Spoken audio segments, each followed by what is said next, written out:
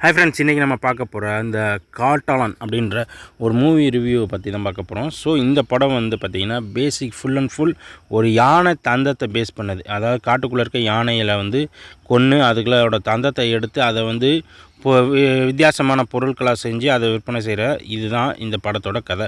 So அதில் அந்த யானையெல்லாம் காப்பாற்றுறதுக்கு ஹீரோ பாடுபடுறாங்க. ஸோ அதை வந்து எப்படியெல்லாம் கொள்ளையடிக்கிறாங்கன்றதான் வில்லன் டீம். ஸோ இதுதான் இந்த கதையோட பேசிக்கு. இதுக்கு பின்னாடி யானை தந்தத்தோட பிஸ்னஸ் என்ன, அதோட ரியாலிட்டி எப்படி இருக்குது, யானை தந்தத்தை யானையை எப்படிலாம் கொல்றதுக்கு ட்ரை பண்ணுறாங்க அப்படின்றது இந்த படத்தோட கதை.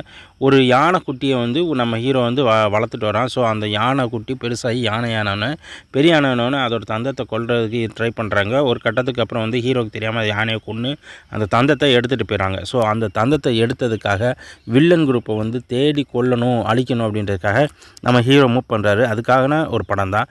பேசிக்காக இந்த படம் வந்து ஃபுல் அண்ட் ஃபுல் வெறும் ஆக்ஷன் தான். அதாவது கிட்டத்தட்ட புஷ்பா மாதிரின்னு வச்சுக்கோங்களேன். புஷ்பா படத்தில் செம்மறத்துக்காக மூவ் பண்ணுற மாதிரி இதில் வந்து யானை தந்தத்துக்காக மூவ் பண்ணுறாங்க. முழுக்க அடிதடி வெட்டு குத்து ரத்தம் அதே தான் ஓடிக்கிட்டு இருக்குது படம் முழுக்க. ஒரே ஃபுல் அண்ட் ஃபுல் மேக்ஸிமம் காட்டுக்குள்ளே ஒரு சில சீன்ஸ் இல்லாமல் ஃபாரினில் எடுத்திருந்தாலும் மேக்ஸிமம் காட்டு பேஸ் பண்ணி தான் எல்லா சீனும் அமைஞ்சிருக்கு.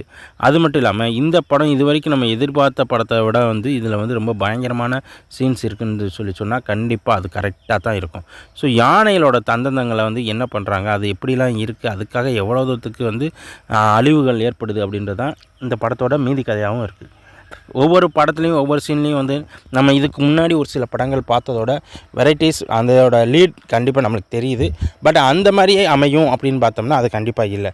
ஸோ இந்த படத்தில் யானைகளை கொன்று அதோட தந்தத்தை கடத்துறதுக்கு ஹீரோவும் மூவ் பண்ணுறவங்க சீன் பை சீன் நம்மளுக்கு தெரியுது.